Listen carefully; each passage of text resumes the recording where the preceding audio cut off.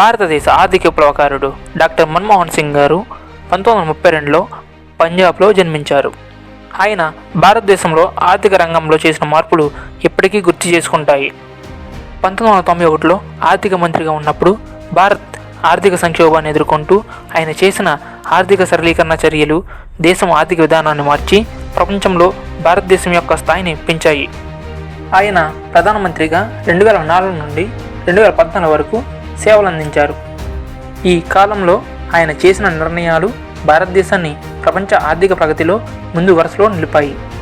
ముఖ్యంగా 2008లో చేసిన న్యూక్లియర్ ఒప్పందం భారతదేశానికి అనేక ఆర్థిక భద్రత ప్రయోజనాలు కలిగించింది. డాక్టర్ మన్మోహన్ సింగ్ గారు డిసెంబర్ 26, 2024లో ఆయన మరణించారు.